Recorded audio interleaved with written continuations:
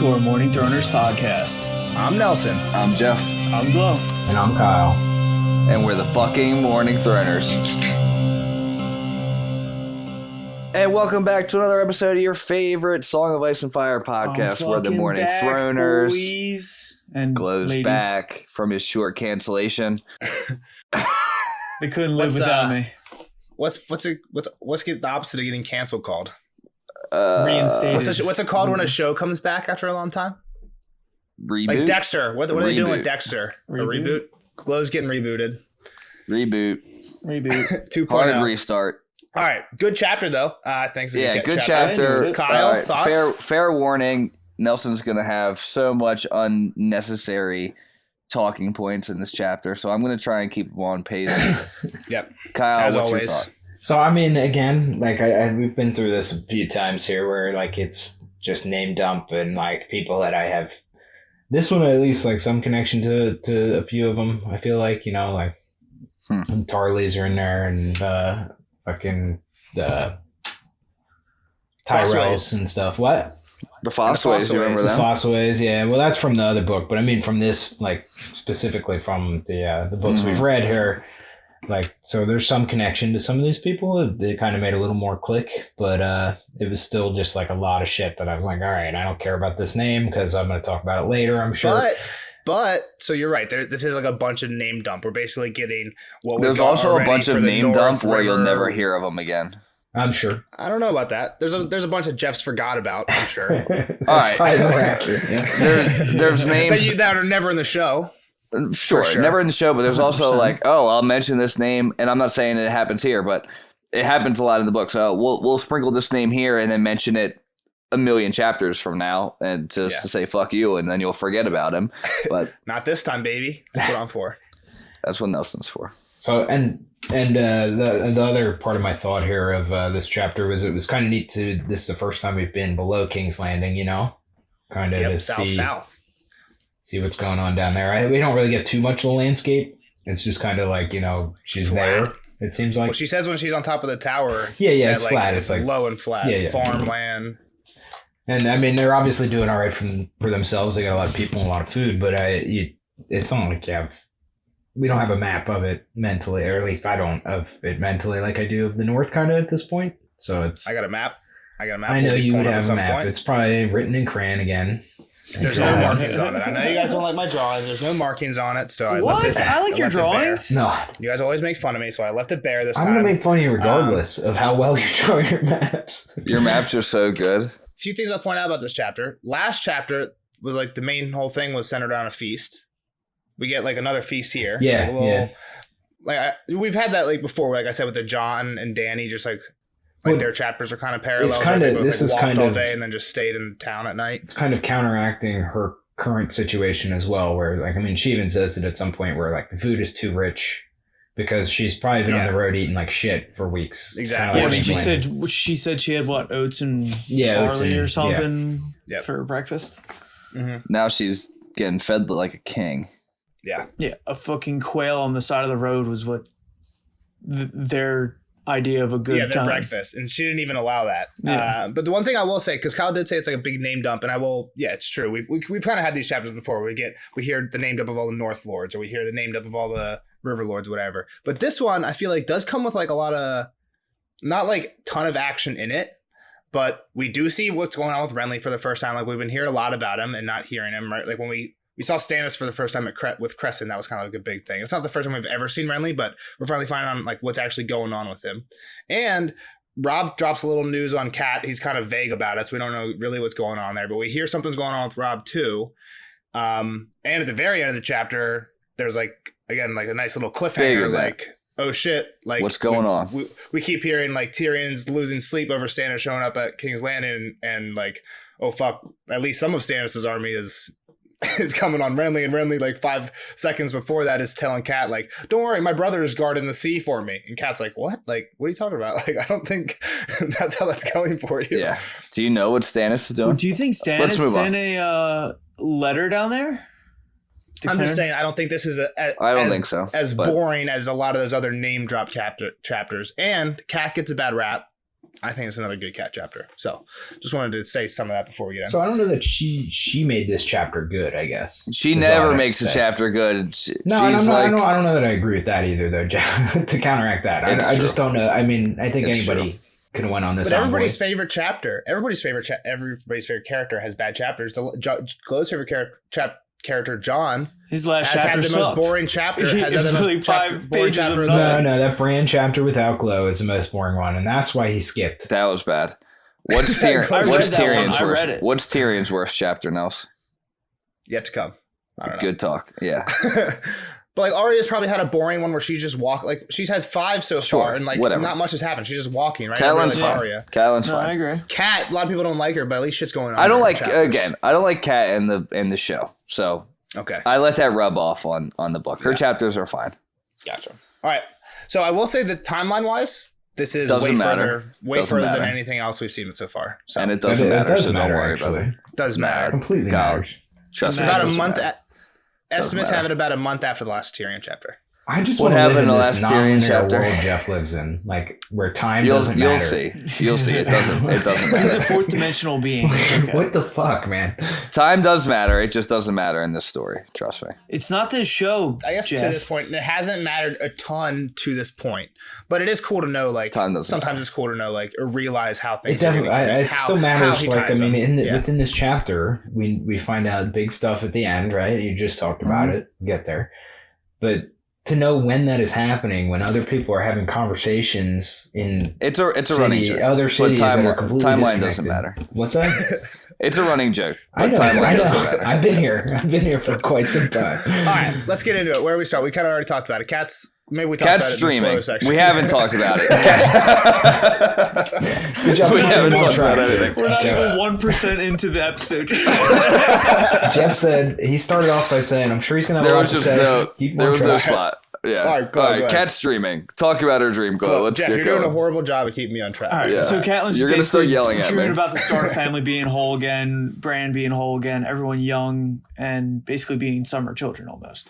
And everyone's happy. And then basically she wakes up to a crude awakening. Like, I'm in a shitty time right now. My husband's dead. I'm sore as shit from going to this, 3 weeks travel to the south to go see Renly. Yep. She's basically hating life. But she wakes up and she's struggling to get dressed. Basically, she is with, who are they? Sir Wendell, Manderley. Shad is who she hears at first. Shad, yeah. So Shad. Rob sent her with like 20 of his like best men, who I guess Shad is because he doesn't have like a real name, and then like a bunch, like 5 lordlings, and I think we hear a few of them. There's a Frey and Blackwood, stuff. Yeah. Wendell Manderley, one of the Freys. Yeah. So, quick question: This is due to me not reading Cat in a long time now. At this point, did we know she was headed this way? No. Okay. I think she was called. They like at the very last Cat chapter, Rob had Rob's become king, and at the end she's talking to Brett. I think she's talking to the Blackfish, and basically they say like, we got to get Renly on our, like they decide that they realize they got Renly on their side, and they're like okay, fine, we got to tell Rob. But Cat didn't think that she would be the one going. Yeah. Like, well, I mean, she even goes through that here. Yeah, I think you might have even like you probably predicted that she was going north, or like you probably predicted they would send like Blackfish or something like that. Is maybe who you predicted south. But yeah, like they made it seem like it wasn't gonna be. I'm just saying they like kind of made it wrong predictions in my mouth. Right? I'm making nothing correct. I know you got it wrong. I'm just saying he was like, but the chapter was. I feel like the last Cat chapter was meant to be intentionally misleading to make it seem like Cat was either staying here or going north. Like Rob was trying to get her to leave in that chapter. Like you're going with Theon, and then like he was trying to do all that shit. So classic misdirection. Yep. All right. The whole chapter she keeps thinking to herself like, I gotta be strong. Like one day I'm promising myself like one day I'll have the time to be strong. I can't be this frail. Like she thinks that like throughout the chapter. No, one day she'll have the time to be weak. Yeah. One day I'll done. She's been strong for everybody. Yeah. And like later, like during the feast, she's like, too much depends on this. I have to be strong. So that's kind of like one of the Dany things where it's like, if I turn back, I'm lost. It's just like one of the things that they're kind of saying to themselves. Just a constant theme in the character. I'm just going to get out of the way so we don't have to bring it up a million times. Yeah, thank you. All right, so we know they're on their way to Renly. We also know that We don't really know that at the beginning. Kyle, did you? Yeah, know we don't, but we find out. We have this conversation with Rob, kind of in not really, 2020 no. hindsight. I didn't know where she was headed. Okay. Once we get it with this conversation with Rob, we now find out where she's headed and kind of what her role is there. I guess kind of. Do we really know what the role is going to be? I mean, she was going to be an envoy. She's an envoy. Yeah, she's an envoy trying to. A little bit before that, she's coming out saying a little bit what Glow was alluding to before. Like, Shad and Wendell are getting breakfast ready. Shad's like cooking up some oatmeal, and Wendell's like getting his bow ready. Wendell, who's do you think Wendell can shoot? Son. Yeah, Wyman, the guy that ate 1 million pounds of fish last chapter. They say like always trust the fat cook, right? So like in this day and age, like that probably extends to hunting. Like if you're not good at hunter, you're probably, you know what I mean? Or you have someone hunting for you. Yeah, where I'm he's just rich saying, enough that he doesn't have to. Hunting's like golf or like hitting in baseball, where like you can be fat and good at it. You know what I mean? You don't. It doesn't really for require sure. Run. You're not like chasing down. I mean, in this, like I guess with a boar, but like he's getting his bow ready. He's gonna go sit beside a lake. He's and saying there's quail right in the grass. Like he's just gonna post up and just wait. I don't need to go anywhere. I think I think he's probably had some practice at it. Well, Catelyn calls him one of the fattest men, or the fattest man she's ever seen, or something. Besides his father, probably. No, he's one of the fattest men Catelyn had ever known. But however much he loved his food, he loved his honor more. I mean, if you just think about fat people, the Manderleys, all of them have to be up there. It sounds like they might be 1, 2, 3. They might be the leaders in the clubhouse. I think that's how Kat has described him before. Yeah. And we saw in the last chapter again. We saw Wyman just going crazy, eating lampreys in the harvest feast. So yeah, he can't ride a horse. Yeah, too fat to ride a horse. So, I mean, if Wendell can ride a horse, then I assume he's riding a horse, or this party's going slow if they're just waiting for Wendell to waddle along behind the party. They had to buy him 2 seats on the plane. Yeah. All right. So yeah, she says no. Make some porridge and shut up and let's go. One thing they do mention is they weren't attacked on the way south like Cleos was. Because they talk about why. It sounds like they didn't take a main road, and they're huge. They're a big fucking group. They've got enough people that they won't be easy. They're the same out though. They won't be easy, but they're not big enough to be an imminent threat. Or anything. Yeah, they're not attacking. So it's like, why kill these people under probably a white banner, right? Stark banner. Yeah. The thing is, it was the same amount of people as Cleos. I would think they'd have to have a peace banner, no? Like, hey, we're not going to fight. It didn't stop why wouldn't the other guy. We're not going to fight. So now that we got the map up, the answer to why they weren't attacked was because they didn't go like they walked around down the King's Road. Yeah, they walked around them. They basically went straight south the river run. Yeah, they didn't go near the God's Eye. So I mean, I'm sure it was still not great. You know what I didn't realize until looking at Nelson's great map is how many mountains there are to the west too. Yeah, I didn't realize that. You know, it's pretty flat. Oh, to the west. Gotcha. There's some mountains protecting Castle Rock, or just not protecting, but just in between Castle Rock and River Run. Not the Rocky Mountains like the Vale. Yeah. Yeah. So the big thing here isn't really the west, though. This is basically America flipped on its horizontal axis. I think it's supposed to be upside down England or something, is like what it was based off of, or something like that. I'm not sure. I don't know. Something around those lines.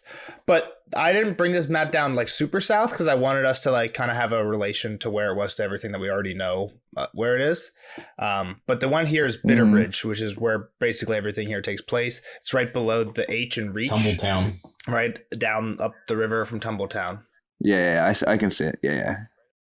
So they probably just came right down from River Run past Stony Sept. They said it got easy. Everything was pretty much smooth sailing once they crossed the Blackwater Rush. That's what they said, which is this river that comes. You know what kind of confused me when they said Blackwater Rush, because I didn't know that was the river, and I was like, wait, they're on a fucking boat right now, thinking that they were crossing Blackwater Bay. Backwater Bay, yeah. But yep, so that's what that river's called. Just another reason Nelson's maps are so important to us. I didn't realize Storm's End was that far south. Yeah, so this is the other thing I'll say while we got the map up is High Garden is to basically just up this river the whole way, up the Mander. That's where basically they came from. Down the Mander? I guess. Yes, down the Mander, towards the ocean from the Mander, from Bitterbridge. And at the end, Storm's End, yes, we hear. Like, so, and also we see Tarth here, which is where... in Dragonstone, and you can see that they could chain off King's Landing's Bay. Be a big ass chain. Which is exactly what he asked for. Which is exactly what he asked for. Yeah. All right, so here's the map. This will be in the Discord. I always throw up the map. I try to while we're talking about it on the YouTube video, but I know most of our listeners are Apple Podcasts or Spotify, so either check out Discord, baby. Either check out the Discord or run over to the YouTube and just check out about this timestamp. All right, we finally hear of our young King Rob and kind of where his mindset is at, and we've heard a lot about him just sitting at River Run, and how his army's getting depleted, and now we see him talk about how he can't just do this or he's going to lose his war. So something that Tyrion didn't think he was smart enough to do, I think. Yeah. Basically exactly what Tyrion was saying last time. It's like, Rob's just gonna sit there like an idiot. And basically Rob's like, today he says, I'm not gonna just sit here like an idiot. But he doesn't tell us what he's gonna do. He does not tell us what he's gonna do. Not exactly, yeah. He says, I'm not going to Harrenhal. Yeah. He said, who said I'm going to Harrenhal? So he's still not there. Cat's like, you can't be an idiot. Tywin wants you to go to Harrenhal. And he's like, who said I'm doing that? But we still don't know where he's going, if he is going to Harrenhal. So you said the last Tyrion chapter, though, was a month ago. So he did dilly-dally for another month. But she's been traveling for what, you'd say a couple weeks? So yeah, more than that. He's been thinking a little bit. Yeah, I think most of this timeline. I think most of this timeline is based off like a 3-month travel time for Cat. So Cat's chapter took. Holy fuck! Cat's chapter took place. Think about how long Arya's entire book has been from here to the God's Eye, and she was like in the wagon and stuff for most of it, right? Like it's not easy to travel. 3 months though. You said this is only a month after. A month after Tyrion, the last Cat chapter was like the third or fourth. It's like really early in the book. All right. Either way, 2.5, 3 month travel. The exact isn't important. I don't think. Doesn't it matter? Yeah. But yeah, that's what it's based on. So this conversation with Rob might have happened. You're right. 3 months ago. I was wrong. I was confused. I got you now. I'm picking up what you're putting down. And I guess not necessarily 3 months travel time, but 3 months from the last Cat chapter. Right. Yeah. Like Cat's not leaving the next day. Probably like give her a fortnight to pack. All right. So she's talking to Rob. And she's like, no, I have to wait here. Like, my dad's dying. Let me stay. And he's like, I've got no one else to send. You've got to go. What do you want me to send? The Blackfish? I can't. Do you want me to send myself? Who else did he say? I don't even know. Edmure. I can't send nor her father. Because your father can't Edmure's got to stay. And everybody else important I need because I'm marching. Is basically his thing. What do you want me to do? Send the Great John? and Ned said that that's what gets her. Yeah. Well, he had Rob puts in a little quote from Ned too. She's like, Ned says that Rob says that Ned told him that when you just like sit too long idle, men start to think of hearth and harvest, and even his Northmen grow restless. And she's like, God damn it, he's starting to talk like a king when he says like my Northmen and shit like that. My Northmen, yeah. Hearth and harvest. When there are no battles to fight, men start to think of hearth and harvest. We planted seeds, let them grow. And he's like, fuck that. We just threw seeds out the window pretty much.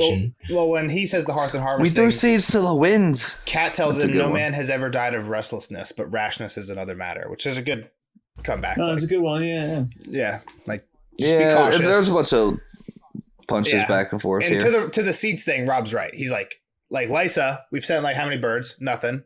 Right, like that's not happening. Yeah. And the longer we sit here, and what other seeds do they really have? She just wants to sit there. She's being selfish. a little bit of a point of why I don't like care for Cat. She doesn't care about anything but herself, and which I get. Herself, her 2 daughters, and that's it. And her dad. And getting her 2 daughters back. More self, though. It's all self, I think. I just think we go back to we argued about this in the last Cat chapter. Like, what do they have to win? Like, what do what did Cat's side have to win at this point? If everyone just goes home, they're just going to be left alone. Like, that's what they want, is to be left alone, and they can't currently. Because if they just go home, well, they're going to attack River Run. Tywin's going to be cool with that? No, but I'm saying that's what Cat's saying is like, let's just defend River Run. We don't need to conquer. We don't have anything to win. We're just trying to like save our skin, right? That's probably what Kat's saying. And like she's probably right. Like Renly and Stannis, let them attack King's Landing. Like let whatever Rob's a king now. Rob's got a taste of kingdom. I'm saying, but that's Kat's point of view. It's not just 100% selfish. It's like, let's play defense. Selfish. We don't have anything to win. She literally Ned's said already dead. She literally said the last time we had her was that like I'll trade Jaime for the girls. Like that's fuck the it, thing. I don't that's care. All they have left is like we just need to get our people back. Let's give them their people, get our people back, and do our own thing. Like we have nothing to win anymore. She's the only one that thinks that way, which makes it a selfish point of view. I'm not arguing that. Like I'm not saying you're acting like the whole North is under that. I'm not saying I'm for her. I'm just saying you're making it seem like she's selfish. All she cares about is her She's kids. The only one that's thinking that way. Everyone else here everyone else part of Rob's army is like we need to defend the North and get revenge for our fallen. Fuck the Lannisters. Let's kill the Lannisters. We want vengeance. Yeah, let's get revenge. Exactly. That's what. And Kat is saying, no, fuck that. There's nothing to win. All that's gonna happen is more people are gonna die. So if everybody thinks this way and then one person thinks that way, it's a selfish point. It doesn't make you selfish. It's a selfish point of view. No, not necessarily. When you say selfish, that makes me think like all I care about is the girls and herself. No, she only cares about what she wants, which is.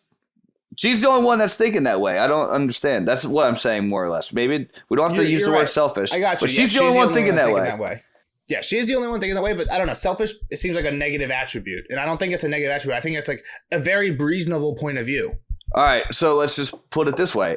All right. If Great John Umber hears this, he thinks it's a selfish fucking thing because he lost his 2 boys. So it's selfish. It's selfish that we'll stop the war just to get your 2 daughters back when he lost his sons. Or whoever. We'll stop the war to end the fighting and the death for everybody. Like she's concerned about everybody. I think. No, she's not. She doesn't give a fuck about everybody else. That was Karstark, and to be fair, like even if Karstark had a son left, I think he would still be saying, "Fuck that, let's go kill them." Me and my son are going to go kill them for what they did to my other 2 sons. And Kat still has sons that can fight too. She could still be saying like, "Fuck that, Ned's dead. Let's go avenge him." Even though she has people to lose. There's other people in the North that have people to lose and are still like. Fuck that, and don't see with Kat eye to eye. So I'm not. That's what I'm saying. Who is with Kat? I'm just saying it's not just because she's the only one who has people to lose. A lot of people, like Karstark, you're right. Karstark does. I didn't say she was the only one that had people to lose. I'm saying she's the only one that's saying let's stop it so that we don't lose them. I'm saying your Karstark example was a good example because he doesn't have anyone to lose. Like he has no reason to see Kat's side, but there are a ton of people in the North who don't see the way Kat sees it, but have reason to and could because they do have people to lose. Sure, sounds like you're agreeing with me. Let's move on. Kind of. I'm just saying, don't be so rough on Kat. Her idea is fine. I just think the selfish word got it off rail there. I think everybody else agrees with you, Jeff, except for I didn't realize that word would get us so triggered. But let's move on. Well, it was who should I send? The Great John, and she knows that. Like, of course, I'm the only one. I have to go. She knows it's her duty, pretty much, that she's got to go. Yeah, and she started talking about Hoster and like he's not doing well, and it's his turn to wait. Yeah, they have the whole like wait for me thing. I just like to think like, what if Great John would have been the one like that shows up at this tourney when like Brienne's he would have jumped in the melee.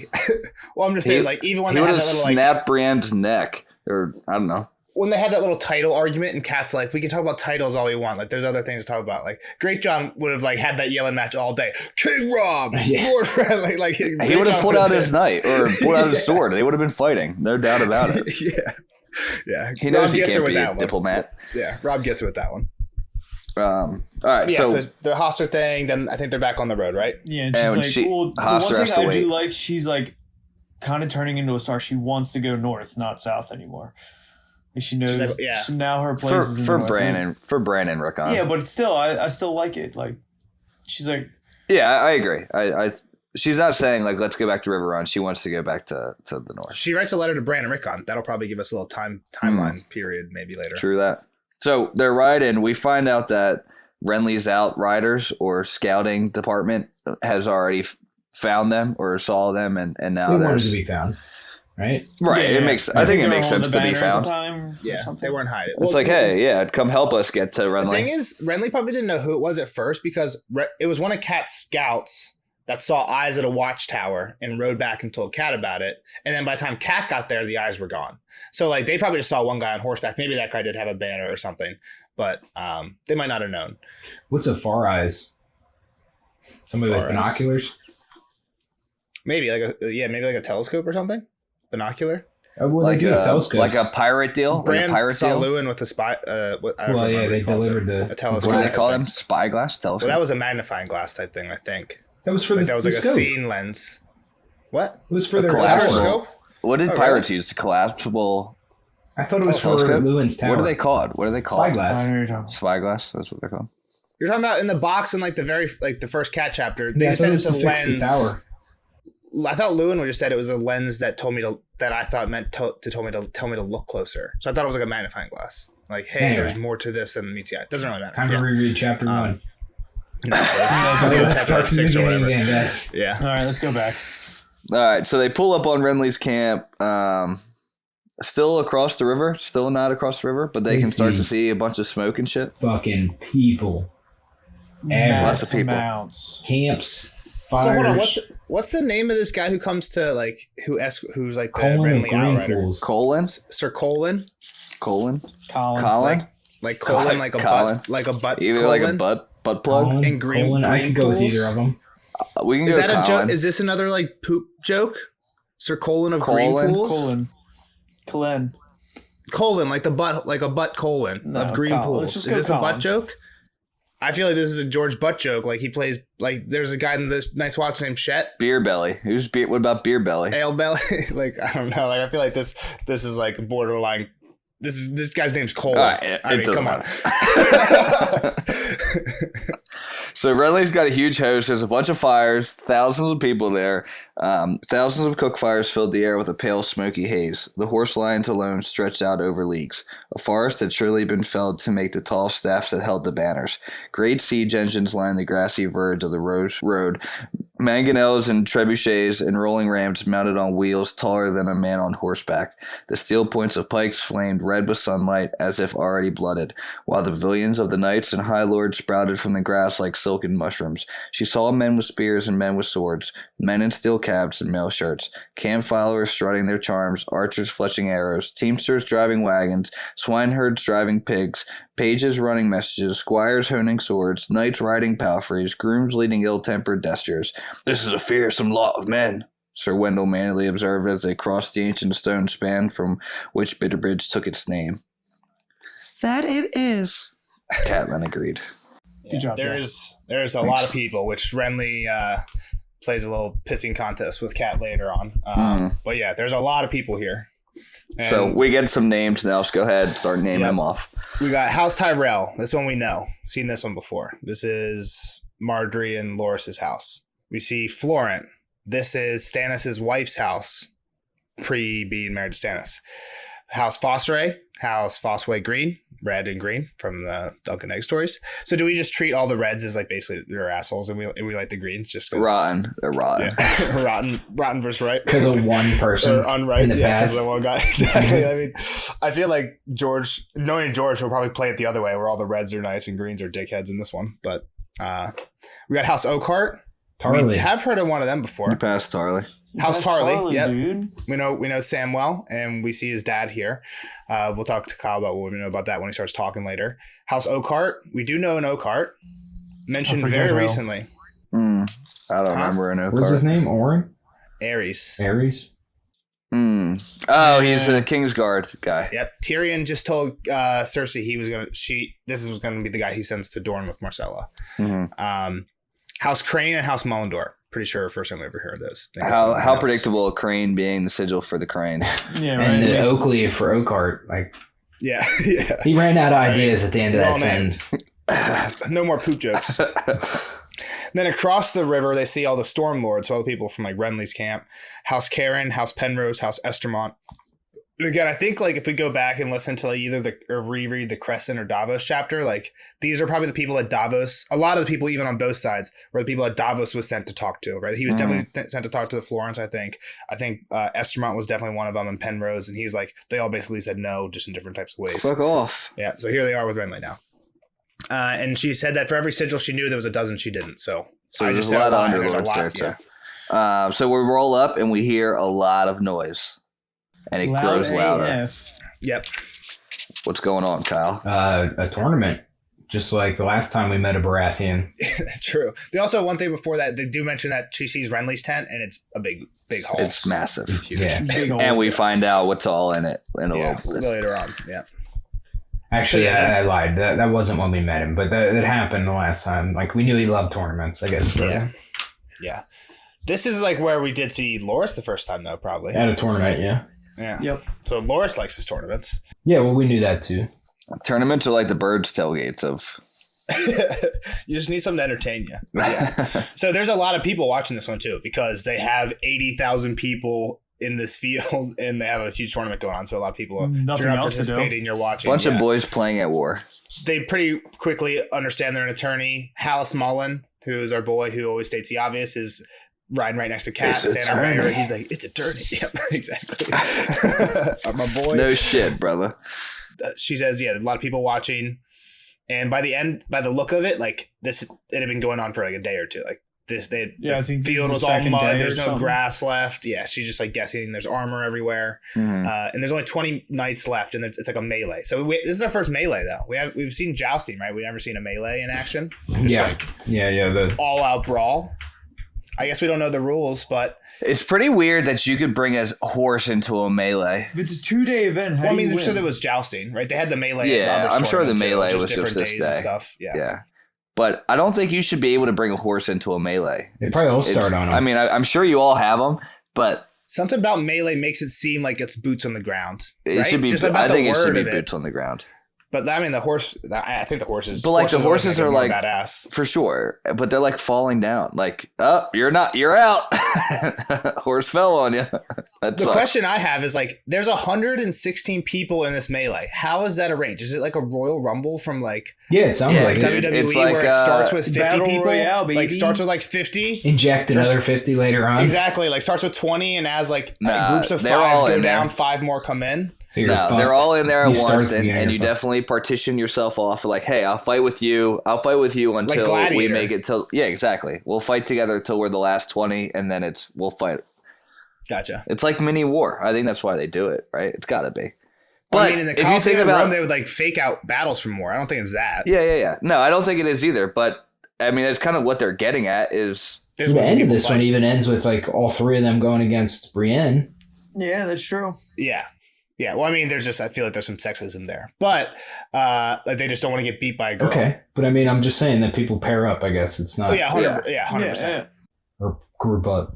I just want to say, like, asking Jeff from like as a coach, if you got playoffs coming up, are you going live? Are you No. going like inter squad scrimmage the day before play? You know what I'm talking about? Absolutely not. You have your best fighters actually hurting each other. This is even like your players going and playing like, let's go play tackle football in the quad on a Thursday. It's like when you're in middle school. Yeah, it's like when you're in middle school and somebody gets hurt playing fumble rumble like at recess the day before a game and coach is fucking pissed or something like that, right? Absolutely. The thing is, if you are doing this, you're fighting. You would send your scout team out there, like, hey, go fuck each other up. Yeah, exactly. Let's you see. have like Let's see. You can actually fight out of our scout team. had some See if we can get- see if we can get you up on the ones and twos. Yeah, you No, don't no, have no. Loras out there. Yeah, you don't have Loras out there. You probably. But all right, so let's say it is a training mechanism. You're like, all right, at least we got Brienne. You think about it, there's You can thousands. train Hold with on. wood swords. There's thousands of people in this army, right? And we're saying it was 160. Yeah, this is small numbers.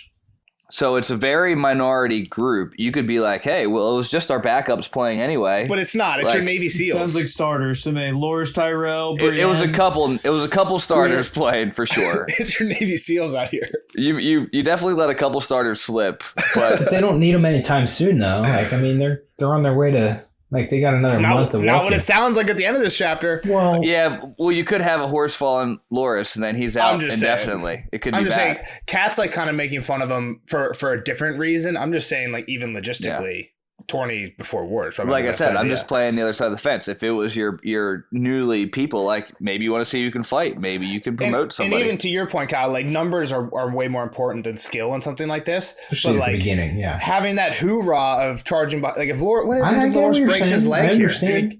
Now he's like in a. Yeah. Let's not spend too much time dilly much down more like I'm time. just- Oh yeah, Jeff. Oh, I yeah? just roped you into that one by doing a coach Yeah, analogy. All right, so we get in a fight. Too long sidebars have been Jeff. Brienne ends up winning Sir Loras. I know. You guys get me fired up. Brienne ends up fighting Sir Loras. Sir Loras is now 0-2 in his tourneys. He's No, he. I guess he should have lost the other one. He should have been He suspended. won the other one, but he He awarded cheated. the Hound the winner. He won, and then he awarded the Hound for saving him when the Mountain attacked him. And he cheated anyway. At So least that's how it happens in the show. He I don't know if didn't he actually cheat. awards the Hound in the books. he had a frown Tom Brady upon. still has his Super Bowls, dude. It was a frowned upon way of he does. winning, I He does guess. award the Hound because he doesn't have a horse anymore. I don't know. No, All right, so life. Brienne Loras actually wins, and Well, you're jumping ahead a little bit. First thing Brienne does on horse one dude, she just shatters him with it. She's using a Morning Star without spikes on it. It's kind of badass. Yeah. Kat starts thinking it's nonsense. I thought this was like a little bit of the callback to Crescent when he was like, Renly used to always like run around being like, look at me, I'm a knight, look at me, I'm a this. Just like Kat had this like weird quote. I don't have the real quote, but she's like, real enemies everywhere, the realm's in flames, and Renly sitting here playing at war like a boy with his first wooden sword. And I just kind of got like it's not like a direct callback. It just made me think of that. Like Renly's kind of just like, yeah. She also brings up in a little bit is small wonder a lot of people are following her. He looks just like Robert. Yeah. And Spitting image. Yeah. Spitting old image. So we get the name drops. Lord Mathis Rowan, Lady Arwen Oakheart. I think It Randall just says Lady Tarley, Oakheart. Lady yeah. Oakheart, and it says it has got this great sword Heartsbane, which I think Sam's even mentioned because it was Yep. in my notes already. Yeah. And then we got Renly and Marjorie sitting in the middle. And Yeah, got this five one we minutes. get Looking like a big old snack. She's 14. She's 16. She's getting there. Kat thinks, this is where we get the Jeff thing. She thinks it's no wonder he looks like Robert come again. Long of limb, broad of shoulder, coal black hair, deep blue eyes, easy smile. The crown suited him. It was a slender circle to soft gold with a ring of roses and like a emerald stag on the front. We also find out that he's probably a very likable king too. Oh yeah, he's definitely just a man. very of people. nice. From his actions as we go around, like the Like at the guy's feast and sleeping stuff. with his spear, and he like, oh, don't worry about it. Tap on the shoulder, like And some of those things, Good like, man. he would definitely be likable, but like, is it a little bit too lax? Maybe. yeah, like maybe he should give this guy a little kick in the ass and then Yeah. like pat him on the shoulder, Exactly. Like hey, wake the scare fuck him up. a little bit. Yeah, exactly. And they'd be like, just kidding. But come on, figure it out. Figure it out. Yeah, find a way to win. She knew that this Kat's thinking that to herself that like this marriage is what's holding everything together. She thinks, that Marjorie is probably about 16, Rob's age, and Renly's about 21, 22. Kat sees real quick Loras unhorse somebody. Everyone cheers. There was only four people left. She figured she's going to watch the end. And then, this is where two people team up, kind of charge at Brienne from either side. She knocks one down with her shield and gets the hooves of her horse to hit the other one.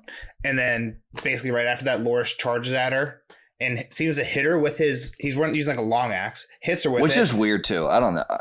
Yeah, But then she I don't grabs know. it and just basically just like pulls it out of his hand and throws it down and tackles him off his horse, basically. Well, he knocks her Morning Star out, right? Yeah. Yeah, he knocks it off her. So He, she hits was- her in the she forearm or was- something.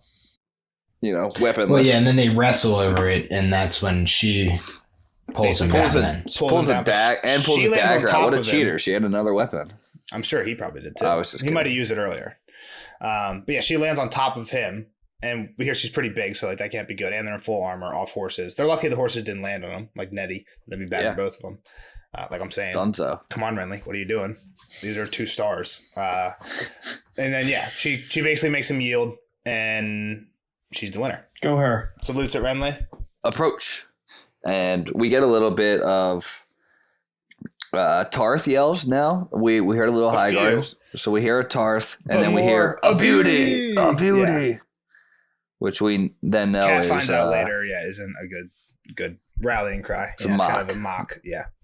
Basically, Renly's like, you're everything your father said you were. I've seen Loras on horse a few times, but not quite like that. And the drunken Tyrell guy's like, he's tricky, and it was a foul trick. That's not a proper bullshit. unhorsing. That's fucking bullshit.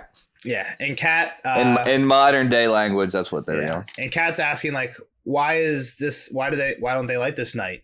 And this is like the drop, like, oh, it's not a night. So Kyle, like, I guess Kyle, in your first read through, you didn't know this was a woman the first time through. I And like, I didn't. guess like from anything you know prior about Game of Thrones, do you know anything about this character? I have heard the name Brienne. Yes, and I knew she was a big lady. Big old I lady. knew she was a big lady. Gotcha. But like And I when you think were she reading fights this, the you- mountain or something at some point, but I don't know. Okay. And I feel like that's where I've heard of her. Real quick, speaking of what Jeff said earlier, did you guys see the video of the fucking lady at the Eagles game saying, "That's fucking bullshit"? Yeah, I saw that live. That was great. Mary Kate of Delco or of Havertown. Whoever's like, if that They girl- interviewed if that that- chick's your mom, they interviewed her. They interviewed her, they did yeah. interview her.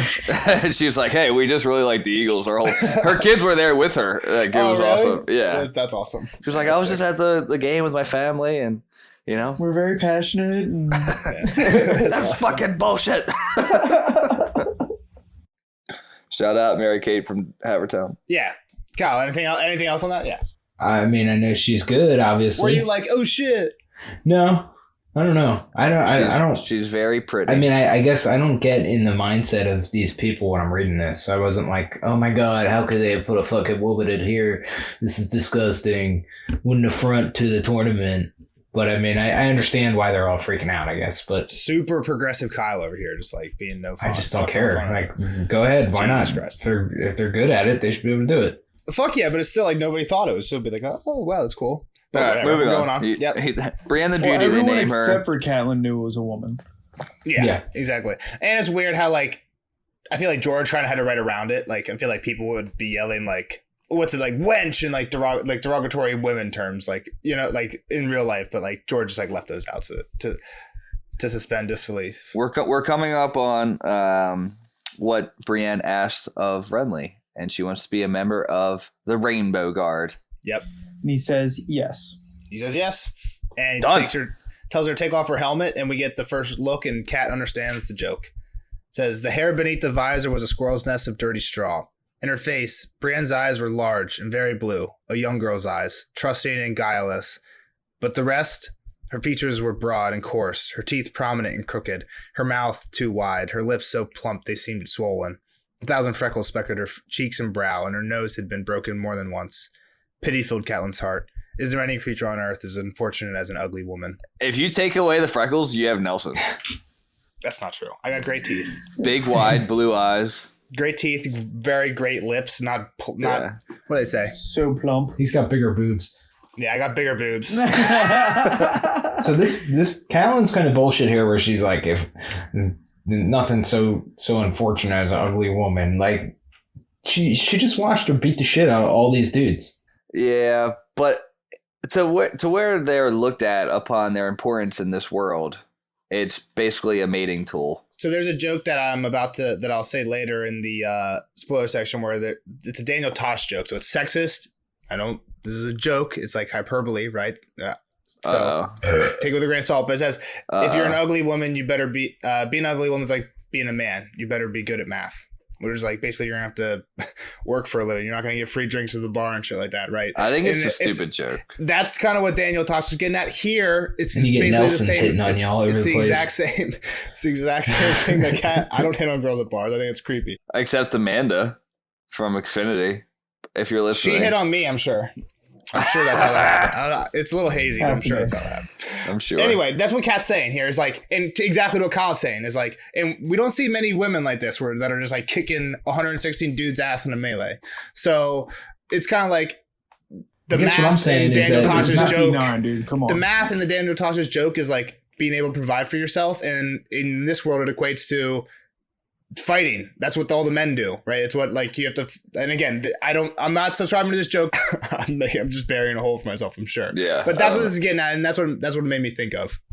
Maybe I'm sexist. Fuck me. All right, so Catelyn Yeah, geez. observes that this is like the happiest. Like, even though Brienne may be ugly, this is like she's so happy right now. Like, this is everything she's ever asked Yeah, for. she's on what's that? Cloud 9? Is that what Cloud is that what's 9, called? yeah. She's on Cloud 9.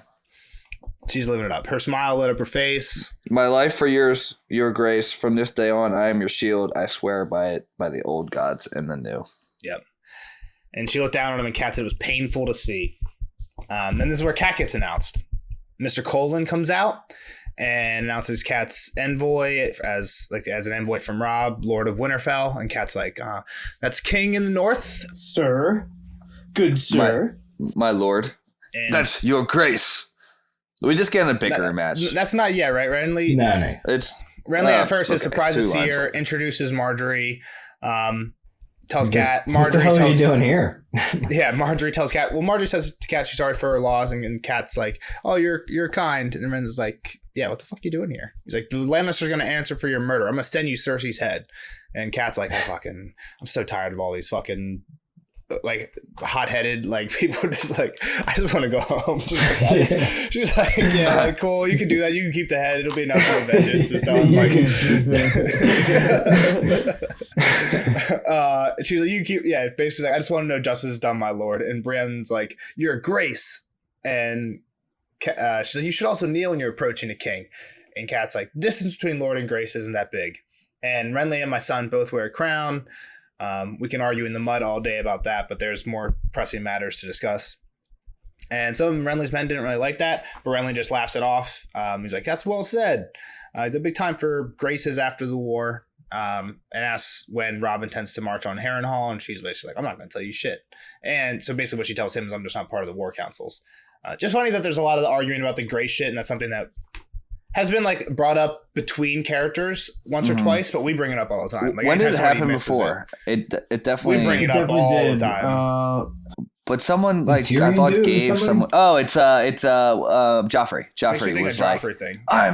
I'm the king. Oh, yeah. Yeah, it's Grace or something. I think yeah. Sansa called him my lord. I'm sure that's right. I feel like Stannis has probably corrected somebody on it maybe once or twice too, or maybe like I don't Selyse know has if corrected Stannis- Davos yeah, on yeah, not yeah, addressing Stannis correctly or some shit like probably. that. Well, we bring this up all the time, so it's funny to see. It was that they're definitely actually, Joffrey the first time. It was like, I'm the king. yeah, exactly. I'm not your lord. Yeah. All right, moving on. So they ask about Jaime, and he's like, "Oh, he's a prisoner." And Mathis Rowan's like, "Wow, I'm surprised he's still alive." And Renly's like, "I guess the direwolf is gentler than the lion." And Lady Oakheart says that gentler than the Lannisters is staying drier than the sea. Nice little joke there by Lady Oakheart. And this is where we get Randall Tarley, Sam's dad, talking for the first time. Weak. Get his Yeah. opinion. He doesn't like it. He says No he called it disrespect to weak. you, Lady Stark. How about But Cat just coming back with a 1-2 though, right to his fucking chin? I had respect Lord Cat for Robb, yeah, come other than his mom, hiding maybe. behind his skirts, or whatever, right?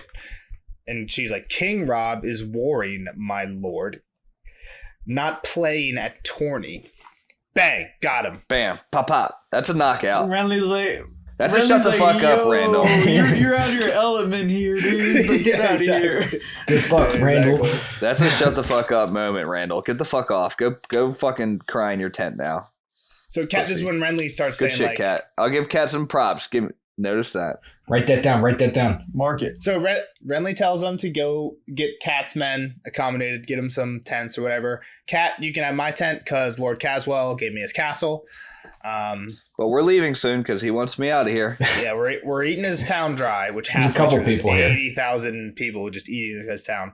It is untouched though. But winter is coming. But does it reach Eating as up all far? their stores. Winter? I'm sure something like the harvest is not as good or something, but I don't know if there's an equator in Westeros. It's a flat Earth. I think it's a flat Earth land. like Dorne's mostly desert. Flat Earth. I don't think there's like snow down there, right? I don't. Yeah, I didn't get the picture that this got hit nearly as hard as the North. But like I'm sure you can't grow stuff in Florida as good in the wintertime.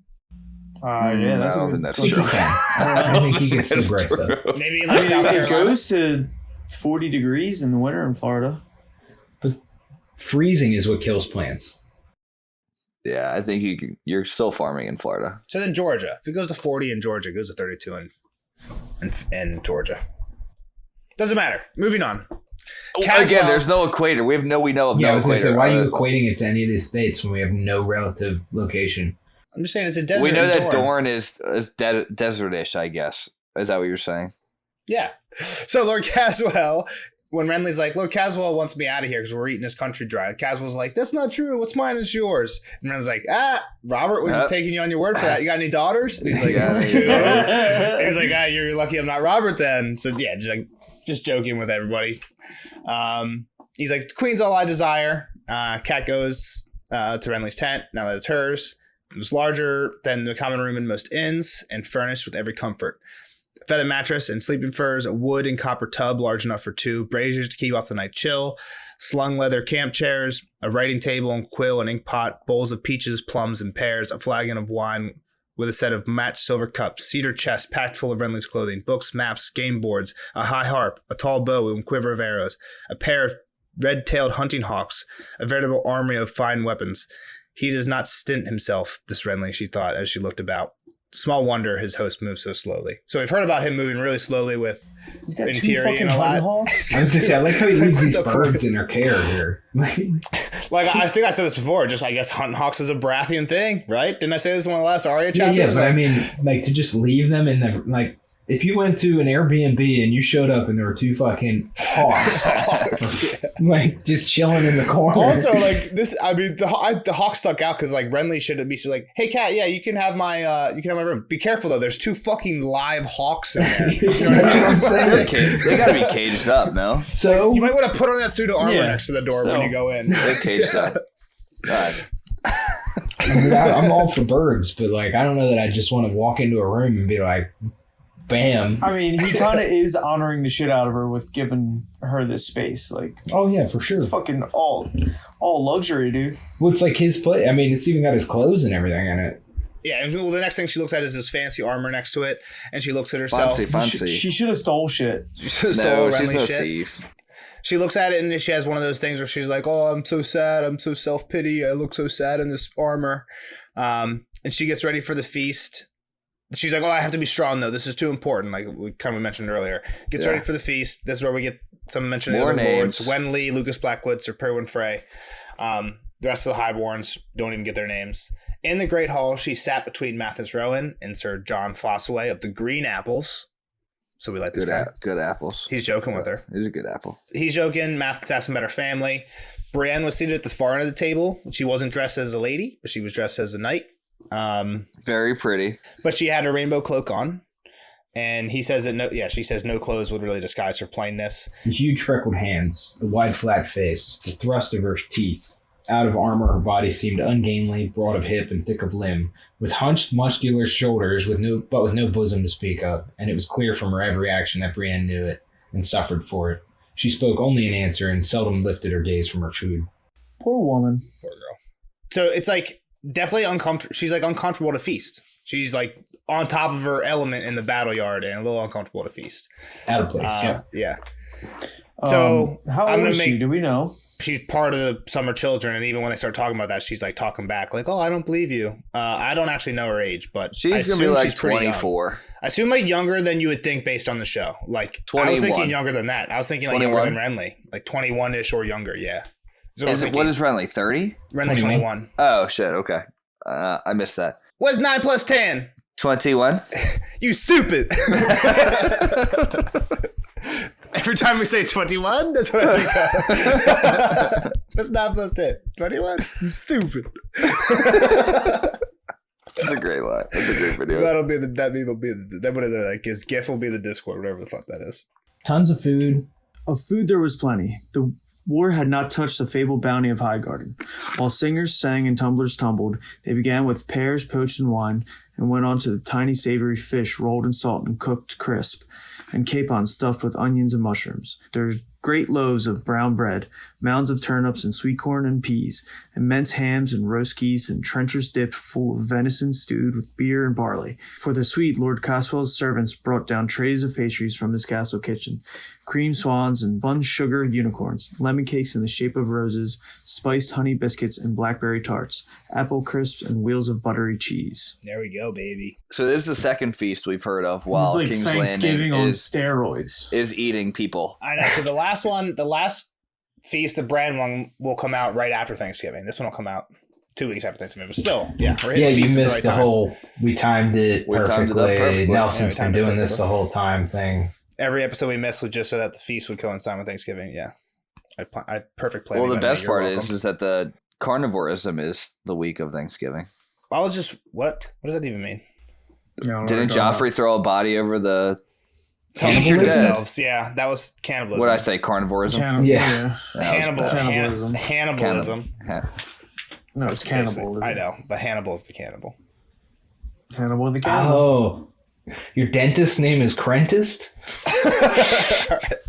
So I just want to go and read the food because we all read the food last week when Glo wasn't here. So I bet you there's a lot of same things here if you go and look at it. I didn't look at it. I'm sure they're eating a lot of the same things. So I know the beef and barley stew is what Bran gave some of that to the Jojin and Mira because they only eat frogs and never had beef. So we get some more observations of Catelyn, of these summer children, more or less kind of still playing at war and like, oh, I'm going to kill Sandor. And so the one thing I will say, Kyle saw the first season where there's some gay stuff with Renly. And here there's he's sitting with Renly and Loras, right? And here he's sitting with Marjorie and Loras and says like he's feeding Marjorie and kissing her from time to time.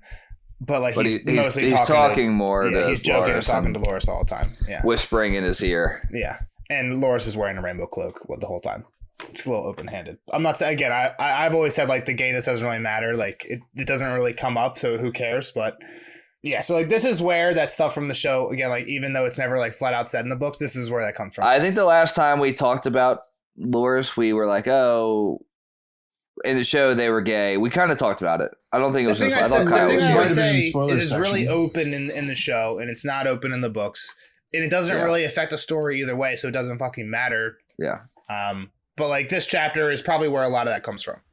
I do like how like Sansa was like, oh, Loras, Loras, and now even Kat's doing the same thing. Where she's like, wow, he's got hair that even maids would. And little does she know her own daughter was all about him. All right, so we get more descriptions of how these kids are playing at war. All right, and first, there's a big dispute.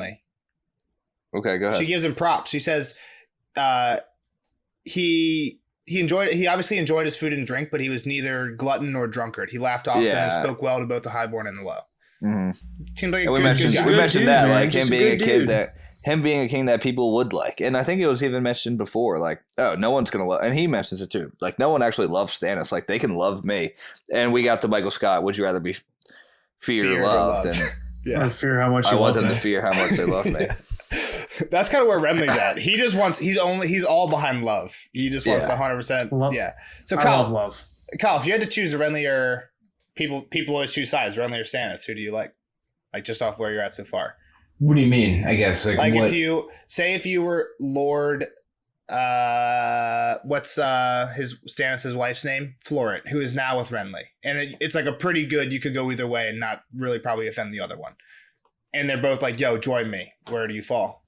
Like so in a fight like this, before knowing the army sizes. Say you don't know the armor sizes. Yeah, I guess. I think I'd go with the guy with 80,000 probably. You don't know the army sizes. No, I mean, I think Renly's obviously like the better dude to be around for sure. But if you're in wartime, I think probably Stannis is a better choice. I think I would like personally. I like Renly more so far, obviously, which I think is Seems easy like to a say. chill dude. There's a lot of people that just likes how Stannis is like has such a hard line. Yeah, like, I mean, so you know where you're at unwavering. with him for sure. Yeah. But I mean, we haven't really seen too much of Renly to be All fair. right, you either. stole. Give me your fingers. Yeah. Yeah, give me your fingers. Yeah, exactly. Some people respect that, but yeah, just wanted to get it out there. So yeah, she starts thinking about like, wow, these guys are just summer boys. And so when she's thinking about like Renly being able to being composed, he's like, that's not true, everybody.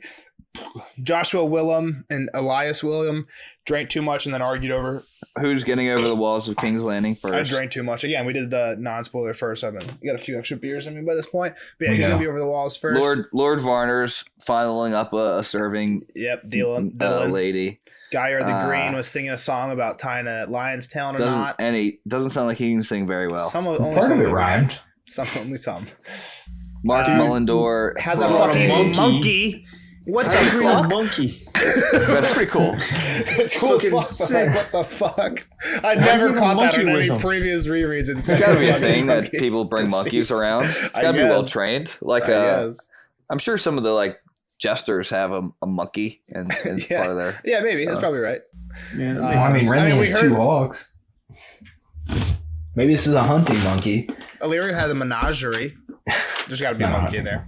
And then Sir Tanton of the red apple fossil waste, so he's probably a Fuck this douchebag. Bad apple. Yeah. Swore he's Douche gonna apple. kill fucking Sandor Clegane. It's confirmed. Red apples are the douche But apples. he had his foot in a gravy boat the whole Foot in time. the gravy boat. That's what he deserves. Dumbass. But the biggest folly was when a plump fool came in, dressed in a golden painted tin, chasing around with a lion head, chasing around a dwarf and hitting him with a bladder.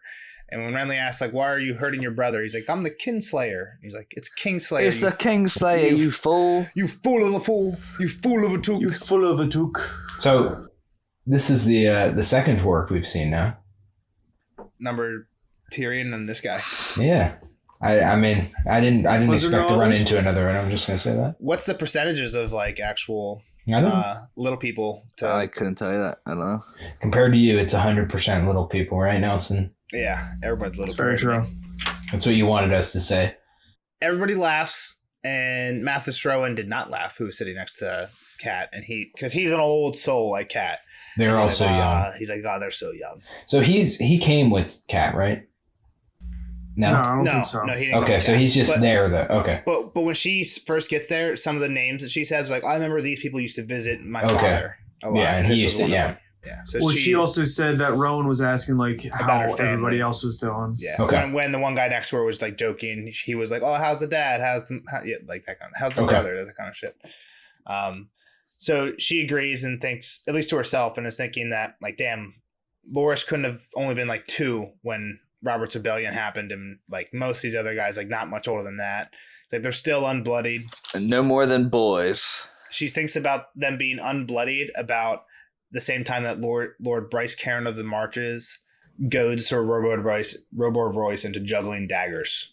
So, yeah, kind of fool. Again, like, They're about to be bloodied by the juggling daggers. It is all a game to them still, a tourney writ large, and all they see is a chance for glory and honor and spoils. They are boys drunk on song and story, and like all boys, they think themselves immortal. Yep. And then she's like, war's gonna age them pretty quick. Yeah. Like once they see some battle here, this shit's gonna get real.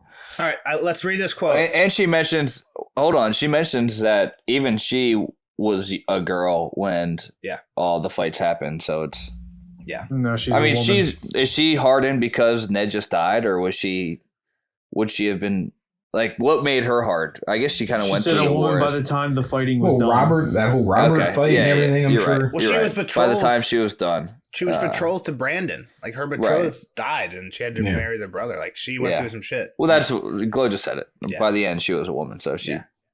So let's read this quote. And I'll say why I let this quote afterwards. It's not like super important. I pity them. Why? Lord Rowan asked her. Look at them. They're young and strong, full of life and laughter, and lust more lust than they know what to do with. There will be many a bastard bred tonight, I promise you. Why pity? Because it will not last. Catelyn answered sadly. Because they are the nights of summer, and winter is coming. Lady Catelyn, you are wrong. Brienne regarded her with eyes blue as her armor. Winter will never come for the likes of us. Should we die in battle, they will surely sing of us. And it's always summer in the songs. In the songs, all the knights are gallant, all maids are beautiful, and the sun is always shining. Winter comes for us all, Catelyn thought. For me, it came when Ned died. It will come for you too, child, and sooner than you like. She didn't have the heart to say it. So I like this quote because my football coach would do this story when we were in football camp, where he would always tell us. This is a good story. He would always, what he would say is that one time he was like at like a training camp, and there was another coach, and they were like walking across the field, and it was like super hot in the middle of the day. And there was a bunch of dudes like working out, like doing stairs or like getting put through conditioning or something like that, or in some drill or something. And they were just like sweating out their ass and look miserable. And the coach says to the guy who was my coach, it's like, man, they're having the time of their lives and don't even know it. And coach would always say that like in the middle of camp when like you're all like you're sore as fuck and you don't want to come to practice the next day, and you're just like, fuck, why am I here? Like, I don't want to do this. And then now that I graduated, I'm like, damn, I'm just sitting behind a desk in a cubicle all day. I'm like, damn, I wish I could just go back and have one more fucking practice in 100-degree heat and sweat my balls off. And it's kind of what Lord Rowan's saying. He's like, look at them. They're young, strong, full of laughter. He's like, they're just having the time of their lives. They don't even know it yet. And Kat's like, yeah, but it's going to get bad for them. Their winter's going to come. They're going to go to their cubicle one day. Yeah, they're going to tear their ACL on the sidelines. Exactly. They're going to tear their ACL. Yeah, exactly. I'm just saying, that's why I like this quote. It gives me big coach from football vibes. They're having the time of their lives. Live They in don't the even know present, it. man. It's always the time of your life. Because it gets worse. It just gets worse. All right, so Renly saves her from Brienne coming over just being a hardo, and he's like, "Hey, come walk with me, walk and talk with me." So one thing, Brienne has a little Sansa in her, right? Oh, for sure. Yeah, she's got a little bit of They'll sing about us still. This makes me think Brienne's a little They'll bit younger. call me hot. Yeah. They'll say Brienne was the hottest fighter you ever yeah. saw. Exactly. Well, her nickname will be Brienne the Beauty, and they're gonna That's be like, "Wow, true. she must have been really pretty." It's very true. So Catelyn goes with him, and Brienne's like, "Oh, I'll come protect you. You need your protection. Let me get my mail on." And he's like, "No, come on. If I'm not safe with all my friends here in a castle surrounded by of my 80,000 teammate, of my men. Yeah. Like, no, your one sword's not going to matter." Exactly.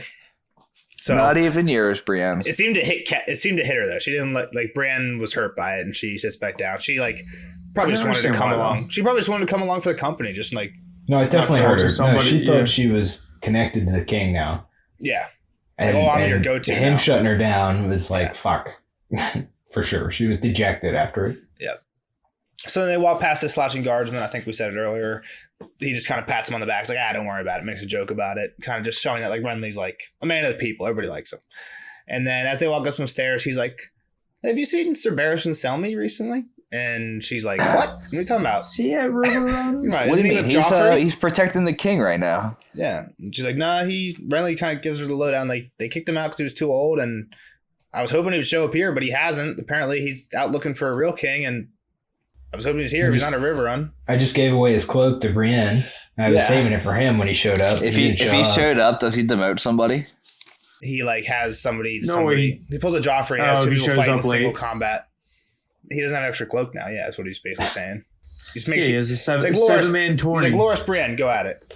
Yeah. Seven-man Winner- tourney, winner the take first all. person to He lose. wouldn't do that to Loras. That's his brother. I don't know any other. I do, but I'm not going to tell you any other Rainbow Guards. Gotcha. Thanks. Good job. There you go. So yeah, they're like, "Nah, I don't know what's happened." And then, We get the admins that he left Ned high and dry. well, he's like, "I offered Ned help, and if he would have listened to me, he'd probably be sitting on the throne right now, and everybody be happy." But he said no. Like Cat knows. he Ned said couldn't no. bend. Yeah. Ned Ned- wasn't going to bend the rules for Renly. He's like, Renly's like, "I had to leave because I knew my head would be right next to Ned if I didn't." Yeah, and she got mad at him, which is so stupid too. Selfish. That was a little selfish, yeah. Yeah. Well, she's like, "Yo, if he would have fucking stayed, he would have fucking he'd be fine right now." How do you know that though? Nah, they would just had a war. Yeah, they would all be never- dead.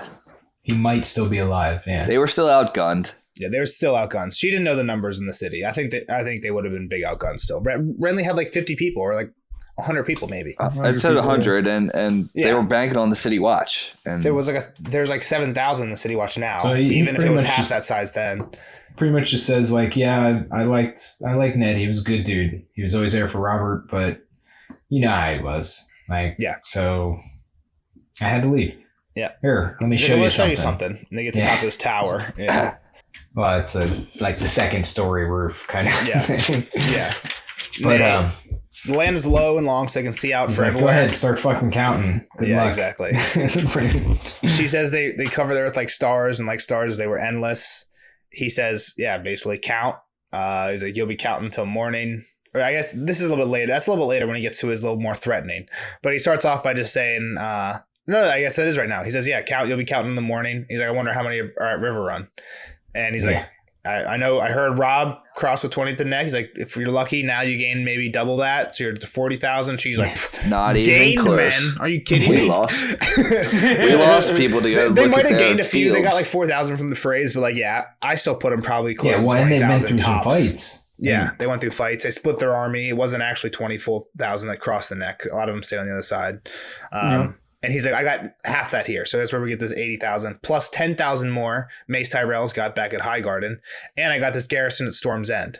And the Dornishmen are coming for me. So like, I'm just going to be unstoppable. With all their power. Steamroller. Yeah, exactly. Run through And bitches. this is where Cass basically like, you do have an older brother. Yeah. And she's like, let's be blunt. Stannis would be a bad king. We all know that. He's not the most likable guy. He's like, people respect and fear him, but nobody loves him. The Michael Squat quote. And Cat's like, he's still older. He still has a claim. Oh, his claim? My brother had a claim. It was his Warhammer. Yeah. He's like, there was some talk of bloodlines and marriages 100 years ago, but only the Maesters gave a shit about that. Like, it was his hammer that won it. And he looks at all his campfires like, there's my Warhammer. There's my claim. He's like, it's as good as Robert's was. He's like, if your son supports me, I won't be ungenerous. And here we get a little bit threatening. He can even be the king of the North. Let's read from here to the end of the chapter. I will gladly confirm him in all his lands, titles, and honors. He can rule in Winterfell as he pleases. He can even go on calling himself king in the North if he likes, so long as he bends the knee and does me homage as his overlord. King is only a ward, but fealty, loyalty, service, those I must have. And if he will not give them to you, my lord? I mean to be king, my lady, and not of a broken kingdom. I cannot say it plainer than that. 300 years ago, a Stark king knelt to Aegon the dragon when he saw he could not hope to prevail. That was wisdom. Your son must be wise as well. Once he joins me, this war is as good as done. Renly broke off suddenly, distracted. What's this now? The rattle of chains heralded the raising of the portcullis. Down in the yard below, a rider in a winged helm urged his well-lathered horse under the spikes. Summon the king, he called. Renly vaulted up into a crenel. I'm here, sir. Your Grace. The rider spurred his mount closer. I came swift as I could from Storm's End. We are besieged, Your Grace. Sir Courtney defies them, but... What? That's not possible. I would have been told if Lord Tywin left Harrenhal. These are no Lannisters, my liege. It's Lord Stannis at your gates. King Stannis, he calls himself now. Uh-oh. Dun, dun, dun. We might not have said it, but when Renly was talking about all his men, in addition to them, he says, I have my brother watching over the narrow sea. And that's when Catelyn actually says, yeah, but he's older. So, like, does Renly not know that Stannis is, like... Or is he saying in the beginning, did he send letters? Did he send a letter? I don't know. Maybe Renly knows. Sent 114. Yeah, but maybe he's just hoping Cat doesn't know. He just wasn't trying to, like, fool there. Cat. Or, like, maybe he does know. But, like, he's at the end here, it seems like he doesn't know. That Stannis was calling himself king? Yeah. Like at the end. No, I don't think he knows. Never forget my brother holds the narrow sea or whatever. And she says, it seems you are the one who forgot. That could have been a bluff, though. Like, he could have known that, like, that, at that part, I think he could have known that Stannis had claimed himself king, and he's just trying to hope Cat doesn't know that and be like, yeah, and Stannis is on my side. But at the end, when he says, that's not possible, I would have told, or I don't know. No, it says they call him King Stannis now. They call him King Stannis now, as if, like, even his men didn't know that. Yeah, exactly. Yeah. That's what it was. The weird part would be for Renly is that he has people that are backing him that would have gotten word. Were asked to back Stannis. Yeah. You know, like fucking no finger guy. What the fuck's his name? Is what it could be. What the fuck's the no finger guy? Oh yeah, you're right. Davos. Davos was going to recruit these people. Like they would have been like, "Hey, Stannis is recruiting us, but we're here because we love you more." Yeah, I guess. So the other thing though is that this rider is not from this camp. He's from Storm's End, right? So maybe Storm's End didn't get the word of that yet. That's true. That would probably be a place that you wouldn't, if you're Stannis, you might not send it. Yeah. And all the people I'm throwing out a plausible scenario here. No, you're right. You're right. George isn't wrong. You're right. Yeah. I'm so confused. Why wouldn't you send it to your own home? Because you know it's all. If you know, like if you're trying to surprise attack Renly or something, and you think he thinks you're on your side. I'm king now. Dead. Yeah, close joking. You know do you know? Have you been here? Let's get some predictions. Are you paying attention? A lot of changes in the war here. Rob's on the move. Stannis at least has some part of his army here, if not everything, and himself. Renly? What's going on in King's? I mean, Renly's here, but like, Stannis is at Storm's End. Like, what's going on in King's Landing? Is Stannis moving on King's Landing 2? Did he split his force? Is he only half place, half one? You know what I mean? Well, what's going on? You got mad at me earlier for not talking, and it's because you don't ever stop talking about me. So my guess is Stannis went to King's Landing, came across a locked bay, you know. I'm going to go with them and lean all in on that. No. He's back to his chain. We're going to name this Kyle's chain. Yeah, no, it's Tyrion's chain. You know what it is. Anyway, so I think this was his plan all along, though, but I don't think this is the smartest plan for Stannis. I don't see how he's going to succeed. Like, sure, he might take Storm's End, and then he's going to pull Renly off of the King's Landing, I don't see how this benefits either of them. I guess is what I'm getting at this point. Good for the Lannisters potentially, yeah. Yeah, exactly. It seems like you're only helping your main enemy, like the other. I mean, I guess technically Renly has the biggest army. You guys can fight after you kill the Lannisters, basically. And this is just after they kind of had that whole discussion about, like, what are you going to do if you meet your brother on the battlefield? And then here he's taking the fight right to him. You know? Yeah. Stannis like, one way to find out. Yeah. Exactly. So I don't know how Renly's going to get directly there, especially not quickly. Like, we know he doesn't move fast. So I think... And they're pretty far away. I mean, we saw the map. Be fast either, though, what I'm about to say. So that's why it kind of is tough. But I think he's going to ask Robb to go and try and do that. And maybe he's going to bend a little more in terms of his demands. But this helps Cat. Like I said, I think that makes even less sense because he'd have to go through. Robb would have to go through Harrenhal. And yeah. I would say one thing that will throw that a little bit of a wrench is that Cat even says that Stannis has the better claim than Renly. Yeah, so if Robb is going to follow. So if Robb is anything like his dad, I think we skimmed over it, but like even when Cat's like riding in before they even get captured by Mr. Colin, Cat's thinking like, how the fuck am I going to do this? Robb has told me he doesn't support Renly. Like he supports Stannis out of anybody. If he's like, he wants Stannis. Like Robb has told me that. How is this going to get? Like, how am I going to win this? And that's Cat starts getting into that with Renly right before all this shit starts happening. Which I think is crazy. Like Robb shouldn't care, in my opinion. But I mean, I guess it's the honor and the respect for all and all that. Apple doesn't fall far. Yeah, and I get that. I understand that. But in reality, he should not care. Like, he should just be okay with, like, whoever's down there and not fucking with me is fine. But instead, he's all into, like, the pageantry. And whoever supports me having the North on myself is cool with me. Yeah, and it's not Joffrey. Yeah. That's the logical route. Renly's basically saying, yeah, you can do that. Like, go ahead. And he's saying call yourself king, but your taxes and shit are still coming south. Yeah, and he said he can rule in Winterfell. He didn't say in all of the North and River Run and all that. So I don't know. What Kyle's saying is, like, this might put Renly in slight need of more allies and, like, open the door a little bit, I think, right? Is what you're saying? Yeah. Yeah, it's gonna, but I don't know how anybody's going to solve this because, like I said, I don't think anybody out there has the direct ability to help other than fucking King's Landing and Tywin, but I don't see why they would help Renly either. So it's weird. No one's helping anybody in this world. For the whole Stannis Renly debate, like Jeff Glow, do you guys take a side on it? I mean, Stannis would probably be the better war fucking council. You're with Kyle then, Glow. Stannis is wartime, Kyle. Renly's non-wartime. Yeah. It depends on if you believe in claims or not. And we don't live in a world where claim really matters. It's more or less like voting. Yeah. I don't really care. I just mean, like, who do you like? Yeah. Who would you vote for? I would vote for, I don't know.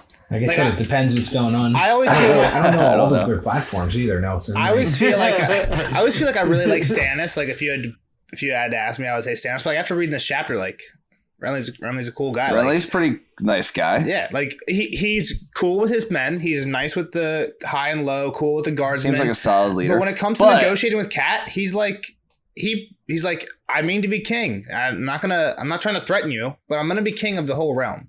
Like your son can have. I don't give him any fault for that. Stannis is gonna say the same thing. No, that's what I'm saying. Like he's like. I'm saying Stannis would say it way more bluntly, but say the exact same thing. Like in terms of negotiation, I'm not saying he's not a pushover. Like you might think somebody like this would be a pushover, but he's not. So like I feel like, but he hasn't had his ass to the fire yet. True, and neither is Stannis. But like I feel like if you ask me the question. Did Stannis not fight in any of the wars? I just mean as far as we've seen so far. Yeah, you're right. As far as being like being bloodied, Renly hasn't been there yet. I thought you meant like in terms of like what we've seen, have they been like back? Oh no. Just from like Stannis is a known war guy. I mean, we've seen it from the chapters we've read too with Stannis, and like his like unyieldingness is interesting. It makes me like him, but like in this chapter, even though you're not loving the things Renly's doing because you're kind of on Cat's side here, not on Renly's, but like. From his point of view, I think he's doing a bang up job, except for the 20 thing. Come on, knock that shit off. Get to marching. The horrible thing. Yeah. All right, let's wrap it Kyle, up. anything else? We've been going forever. Yeah, I mean, I don't really have a good prediction. Like, there's so many different ways all this could move, and none of it makes sense to me still. Yeah, I've it's given hard. you everything. I appreciate what you gave us. It's not easy. All right, how about this? Where is Rob going? Even that, I can't. I don't know. I like to fight. Just help these smaller towns. I bring up the. I also have to bring up the map again. Don't do it. It takes like 10 minutes. I mean, where he should probably go, but it might leave the other half of his army exposed, right? Because they're still separate. Is that correct? Yes. Bruce is still. Yeah, north of Harrenhal. From what we know, I don't know if But he should probably go to Lannisport is where he should be going, or at least to like hold off the neck, or gather there and show some force there. But yeah, I mean, he could go. Basically, if he doesn't go to Harrenhal, which is west, his options are south, East. King's Landing, east, which is Harrenhal. His options are south, King's Landing, west, which is kind of what you're saying. Go west towards their house, or north, which is. I mean, what? There's not really a I point to think north. west So yeah, it's might kind of be like south or smarter west. too. Like I said, to kind of clean up some of the roving destruction that's happening there. But Oh, you mean like about the Riverlands? Yeah. yeah, because I mean, those are the two options I think. But I hopefully he's headed to Lannisport. I'd like to see him take the battle somewhere. Cool. I think he probably has the best odds there too, because that army is still untrained. So Appreciate the efforts, like Kyle. Good work, Kyle.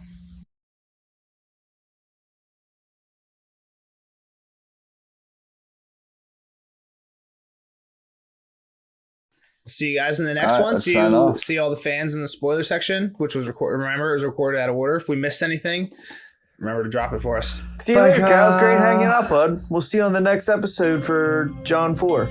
John 3. John 3. later, nerds. See you later, Cal.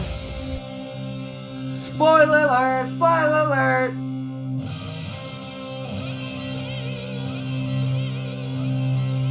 Spoiler alert! Spoiler alert! See you later, Cal. It was great hanging out, bud. Kyle. Bye, We'll Kyle. see you on the next episode for John 3? 2? John 3. But on to the spoiler section of Catelyn 3. Catelyn 2. Do you guys want to know Catelyn the too. biggest spoiler? Is that we're recording the spoiler section first. Yeah, so I do like to Yeah, that's huge spoilers. preface that because I feel like sometimes we miss stuff when we do it first. Because like a lot of times we remember stuff when we're going through it with Kyle. Like that Not either me. I'm triggers so you fresh guys. right now. I'm so Like fresh that right triggers now. us when we talk about that shit. We get new stuff sometimes from there. Sure, so yeah, sure. if we miss stuff, let us know. Comment, tell us in the Discord, tell us on YouTube comments. Hit us up. Don't forget to like, subscribe, do all that jargon. But yeah, like I said, on to the spoiler section. Boys, what are your hot takes? Glow, start us off first. Big chapter. All right, I'll go with my hot takes. There's a couple sweets thrown in there. I mean, Catelyn in the beginning talking about her sweet dream that was about her family and whatnot, and obviously it's a lie. All her family's dead or dying or crippled or die, separated. Dead or dying. Or crippled, yeah. I've got something with this dream too, or not the dream, but quickly following the dream. Nelson, you ready for this? Yep, I'm ready. Go ahead. Let's hear it. Dream stuff. Jeff coming in hot on dreams. Dawn came cruel, a dagger of light. Yep. Dun dun dun. Good one. That's a great one. That's the biggest quote of the chapter That's right a there. great quote. That's a great quote, dude. There's so much foreshadowing, just like little quotes like that in the chapter. There's a couple other ones that we can talk about real quick. How about when the she whole first dream? sees She talks Renly? about all the what's called Starks. The only thing that she brought up about John. I don't know why I said Joe. Joe I was Snow. thinking Jon Snow. Snow. Was Dawn. Because, Yeah. that's the only thing she talked about John for, so we're good. Well, John carries Dawn. I meant just more like there's like a lot of like one line quotes in this where if you've read, it's just like, wait a minute. Like when she first sees Renly, she's talking about all the lords sitting in the benches, and she says, in their midst, watching and laughing was a young queen. With a young queen by his side sat a ghost in a golden crown. And then when she goes into his camp, into his tent, and she's looking at his armor. Yeah, big one. I got this one too. You wanna hit it, let Jeff? me say it. Yeah, let me say it. The face of a drowned woman. Go ahead, read the whole thing. All right, Do you have it? I can do it. Steel was polished to such a high sheen that she could see her reflection in the breastplate, gazing back at her as if from the bottom of a deep green pond. The face of a drowned woman, Catelyn thought. Can you drown in grief? And like, yeah, she doesn't She doesn't actually drown, but that's the face. That's what her face probably looks like. The face of a woman at a green bottom of a green pond. And she kind of does drown in grief because she just fucking freaks out. But those three things, the Dawn one, not so much because that's still like a prediction theory, not like set in stone. But like all three of those are like, I want to play off of that a little bit. Go ahead. So we know Dawn is the sword of the morning, the morning, and the Dane sword, the right? Dane sword, yeah. Cruel dagger. Like, what if the dagger of Valyrian Steel sword, the Valyrian Steel dagger was remade out of Dawn? Like we know, Ice is going to be made into. So new swords. Yeah. So they remake Dawn into new swords. Or this dagger is part of Dawn. Like a dagger and like a half. Dawn started, or the dagger basically started this whole deal, right? Or they like melt down Dawn and they melt down some other shit and mix them together. Lightbringer, they melt down all whatever. Ice, what they turn what they turn Ned's sword into? Widow's Wail and Oathkeeper. Widow's Wail and Oathkeeper. They melt those down and melt Dawn down together and make a super Lightbringer sword. But that wouldn't be a dagger. That'd be bigger than. Well, I'm just thinking huge. Like the dagger, and just as a metaphor, the dagger, the Valyrian Steel dagger is waking her up and started this whole deal. Really, yeah. Well, she immediately starts thinking of her fingers, her hands too, right when she wakes up. Yeah. The other suite I had that I dropped it on Glow a little bit before, but when they first see when she first describes Marjorie, she says she has a shy and sweet smile, and she's not shy at all, and she's like I won't say conniving, but she's a... Do we know much of Marjorie in the books? Yeah, she's like big. She's like a player. She's like her versus Cersei. It's like basically her versus Cersei, kind of like in book 4 or 5. I don't remember much of that. I'm just going to get a bunch of show stuff mixed up.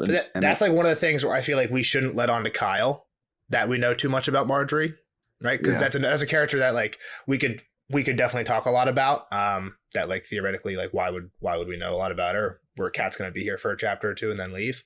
So we got to watch out on that. But yeah, we know that she's going to be like playing the game. So here she's like, what? Like, I don't know if we get her age here. 15. She's young. Yeah. Like Rob's said age. She's of Rob's age. Yeah. Which is I think 15 right now, or is it 16? Yeah. He's probably 16 because he's 15 when the book starts. So he's 16ish. So yeah. So, she's just like a little girl. I mean, not little girl. She's getting growing up, but she's still a fucking little girl. And Kat just thinks she's like, oh, she's like innocent, you know? The one thing I thought probably nothing of, Loras is riding a white horse in the tournament. A pale mare, maybe. Yeah, I don't know if it's a mare, actually. They might even say it's a stallion. Back to Loras and Sansa with a blue flower shit? No, I'm saying like Dany's told beware the pale mare. It's super early. I didn't know. Mare's a female. Horse, right? Yeah, I don't don't know if they actually describe it. I just saw that it was white and was like, ooh, wonder. But I didn't even. They probably say it's like a stallion or something, and not a female horse. Interesting. Wasn't he riding a female horse when he fought Clegane? Yeah, and she was on her period. Yeah, he was doing tricks. But this was a melee with 116 people. I'm sure we talked about it in the non-spoiler section, but Brienne won this fucking melee. I mean, we can talk about it here because maybe we shouldn't talk about it because we know we're going to hang out a lot with Brienne. She won a fucking melee against 116 people. That's fucking a lot of people. She's also a beast. She's like a foot taller than Loras. It's not like I get it. She doesn't have... Sounds like she's got a lot of muscle, though. She's not... She's a hand taller than fucking Renly, and Renly's supposed to be, like, as big as Robert was. One thing I forgot I'd even put in my notes, but I'm glad I remembered it. There's one person that has, like, these prequel books written about them, and there's a few characters that people think might be related to this person. Dunk. Brienne is one of those people, because we get a lot of Dunk throwbacks in this Dunk and Egg throwbacks. She finds Dunk's shield, and we, like, hear that Dunk... At Harrenhal? Is that when they're at Harrenhal? Yeah. Well, no. She says she finds the wench. She talks about she one time saw that shield in her cellars back at Tarth. So we know that Dunk's been at Tarth, and we're like, she's freakishly big. This tournament, how does she win this fight? She doesn't win it fancy style. They're down in the mud. She knocks him. Dunk wins every fucking tournament. Pretty dunkish for sure. She's the only knight. She's again. I feel like there's a big Sandor Clegane connection with Brienne too. They're just like very knightly characters who are neither knights. Yeah, like again, Sandor's not the cleanest one, but like they're way more knightly than a lot of the knights we see. Not knights. Again, what's the thing I told you guys about Dunk? Probably not a real knight, right? Yeah. Even Definitely though not. even though he you, acts you more reread the first like paragraph and you know he's done a knight. I'm just saying, there's definitely a lot of parallels, Hodor even if they're and not Brienne. related, between Brienne and Dunk. Neither of them are knights. They're both freakishly big. They get by kind of. I mean, Brienne's actually skilled, but they get by on brute strength too, right? That just gets them by on a lot. Yeah. I'll buy it. We'll let it go. The other thing is, I'm okay with that. I'm gonna say it here. Maybe it won't get cut out. Maybe it will get cut out. You guys tell me. There's a Daniel Tosh joke. I know I borderline sexist a lot here, but there's a Daniel Tosh joke where he says, if you're an ugly woman, being an ugly woman's like being a man. You better be fucking good at math, or you better get good at math, or something like that, right? And Kat kind of borderline. She doesn't say it in a joking way, but she says like, there's nothing worse in life than being an ugly woman. She says that when she's talking about Brienne.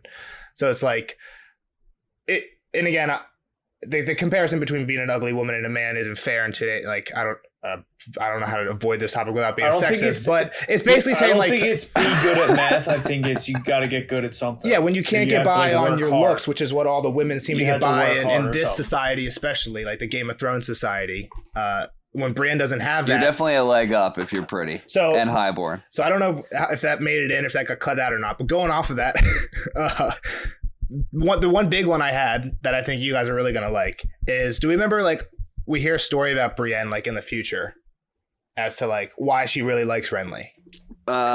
He danced with treated her as an or equal like or something. Yeah, so he like, called her pretty at a party, something like that. So basically, Brienne they're having trouble like getting Brienne wed, I think. So the Tarth guy has like a kind of a big feast where a bunch of people come and has like a bunch of suitors all at the same time. They have like a big party, or there's like it's like some other event. Maybe it's not for her to get a suitor, but they tried to get her like, I think it was like her birthday and they were like, before. Oh, come see my daughter. And everyone, and Hyle Hunt was part of this, who Brienne ends up riding with for a long time later. He was part of making this joke up where like all the guys were like, oh, whoever can fuck Brienne first gets a golden coin or something like that. Like the goal was to like just get with Brienne. I don't know if it was fuck her, but it was like it's something like kiss her or hook up with her or something, right? So everyone was being nice and she thought like, oh, this is the greatest day of my life. And then she realized that it was a joke. She overheard like laughing or something. And then afterwards, Renly danced with her and told him like, don't worry about them. They're all like fuck them. Like, who cares? Mm-hmm. Right. So he treated her great after everyone was being a dick to her.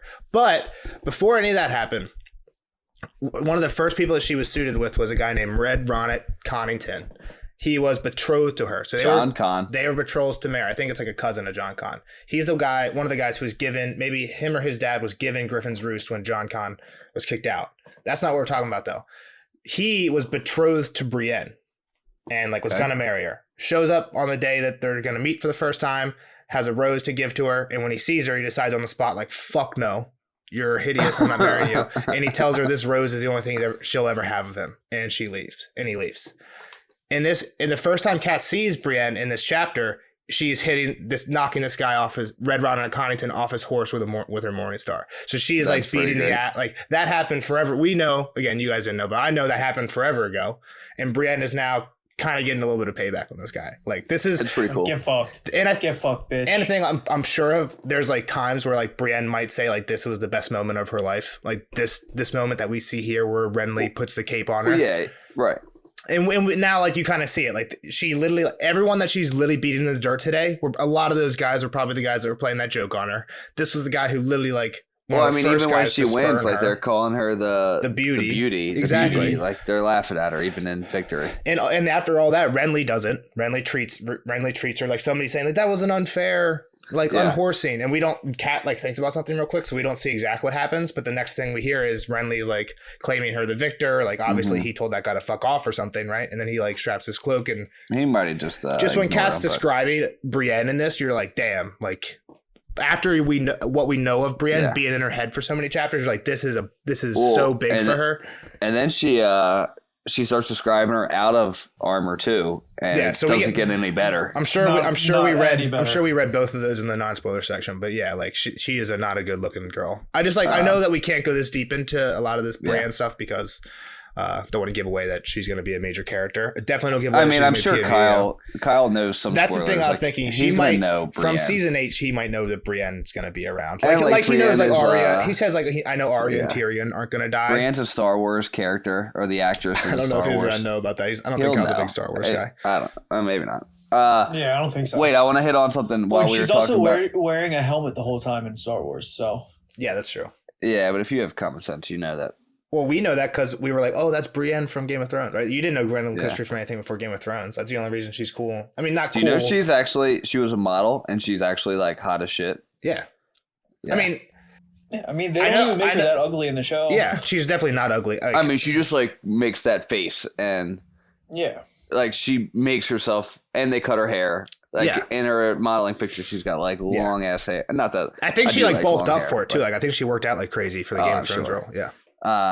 Wait, a little something about Renly waiting for Selmy. I didn't remember that at all. Yeah. Neither did I. Cool little mention. We'll see Selmy, I think, for the first time at the very end of this book, or maybe at the very beginning of the next book. But again, even once we see him, we don't find out it's him until like the end of Storm of Swords. Like he's this Arsene Whitebeard. Arsene Whitebeard. And he's the squire. Do you think he was really going? It says the true king. Do you really think it was Dany, or he got just like put on Dany's track? He probably was like, "Oh, Viserys, let me go find Aegon. Viserys." Or is he like, "Hey, go find Dany so that Aegon can marry Dany"? Type shit. I'm saying Varys gets his teeth in. Like as soon as that council chamber's over, Varys is like down in Barristan's house. Like, yo, you know what? Those Targaryens that you served for like 40 years, there's one still alive. I can get you there. And he maybe a second too. Yeah. Like what's Varys got to lose at that point? Everyone who's coming to kill Barristan is just going to kill him, and Varys can just say, that's not true. Well, isn't Barristan the one that rats out fucking bald dude? I can't think of his name right now. I'm blanking. Varys? No, other bald dude from the Bear Islands. Jorah. Jorah. What do you mean rats him out? Yeah, Jorah. How does Dany find out that Jorah was? They send Selmy the letter, I think. Barristan tells. Barristan was in the council member, so he knows the whole time, but he can't tell Dany until Dany knows that it's Barristan, who he is. Yeah, without giving away. He's kind of doing the same thing. If Varys is the one that sent Varys is the one that sent Barristan, then it's kind of like a fucked up thing for him to say, "Well, you were spying on her, and Varys is the one that sent me here." Varys and him probably just didn't talk about it. Like Varys could have been like, "Oh yeah, like don't worry, well, Jorah obviously, was on it." Jorah was the one giving the information to Varys. Who else? The other thing is though, like Barristan probably would still not obviously doesn't appreciate that he was spying, because like, yeah, sure, like, yeah, you're working for the person that I'm working for now, but the point isn't like who we're working for. The point is you were saying you were working for Dany and you weren't being loyal. Like Barristan would never do that. He would never like serve Robert and be sending letters to somebody else, or serve like while he's serving Dany. And he's a disloyal person and he doesn't want him near Daenerys. I think it's more about like, what's the girl in Dark Knight tell Batman? It's not about you either. No, it's not about what you are underneath. It's about what you do. It's what you do that defines you. It's not who you are underneath, but what you do. That sure. So you're a Dany man. You're for Dany underneath, but you're sending letters back to King's Landing. Yeah. It's what you do that defines you. You're a fucking rat. You're a rat. You're a fucking rat. Snitches get stitches. All right, let's move on. I got a cool one. Snitches do get stitches. All right, Nelson, you've always said that, and I don't think this is proof to it either, or even like hinting. It's just you've always said like there's no proof of Larys being or Renly being gay, right? The gayness in this chapter. They're literally Loras is wearing a fucking rainbow cloak. I mean, come on. But you defended that he wasn't gay. I'm just saying, like, it's not 100% sure. There's, again, my point is, it doesn't matter. Sure. It doesn't matter. Renly dies. It doesn't matter. Just to the point. So Loras, who shared most of his jest and confidences. So, like, even when he's next to Marjorie, he's talking to Loras more. Exactly. Like, this is why Varys is, or he's gay in the show, because there's like there's very clear hints. The thing is, I think people get too worked up about it, and like, if anything, people just be like, yeah, Renly's gay and Loras is gay, and they're still pretty badass, right? Like, right? Yeah. If any, like, it doesn't affect the story in any way. Like, there's just been other times where you were like, nope, not gay in the books. I was like, maybe they are gay in the books. No, and you're right. I have been like super anti.